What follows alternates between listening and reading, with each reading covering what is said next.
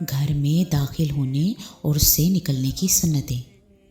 امام نووی رحمۃ اللہ علیہ کا کہنا ہے کہ گھر میں داخل ہوتے وقت بسم اللہ کا پڑھنا، اللہ کا ذکر کرنا اور گھر والوں کو سلام کہنا سنت سے ثابت ہے۔ گھر میں داخل ہوتے وقت اللہ کا ذکر کرنے کے متعلق ارشاد نبوی صلی اللہ علیہ وآلہ وسلم ہے، کوئی شخص گھر میں داخل ہوتے وقت اور کھانا کھاتے وقت اللہ کا ذکر کرے تو شیطان اپنے ساتھیوں سے کہتا ہے، اب تم اس گھر میں نہ رہ سکتے ہو، نہ تمہارے لیے یہاں پر کھانا ہے۔ گھر میں داخل ہونے کی دعا پڑھنا۔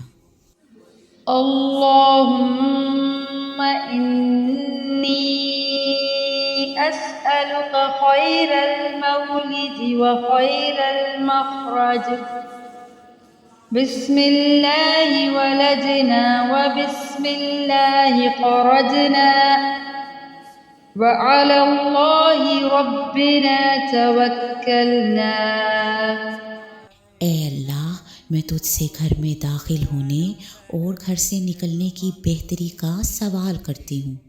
اللہ کے نام کے ساتھ ہم گھر میں داخل ہوئے اور اللہ ہی کے نام کے ساتھ ہم نکلے اور اپنے رب ہی پر ہم نے توکل کیا۔ یہ دعا پڑھ کر گویا کہ مسلمان گھر میں داخل ہوتے ہوئے اور اس سے نکلتے ہوئے ہمیشہ اللہ پر توکل کا اظہار کرتا ہے اور ہر دم اس سے اپنا تعلق مضبوط بناتا ہے۔ گھر میں داخل ہونے کی ایک سنت مسواک کرنا بھی ہے۔ حضرت عائشہ رضی اللہ تعالیٰ عنہ کا کہنا ہے کہ رسول اللہ صلی اللہ علیہ وآلہ وسلم جب بھی گھر میں داخل ہوتے تو سب سے پہلے مسواک کرتے تھے۔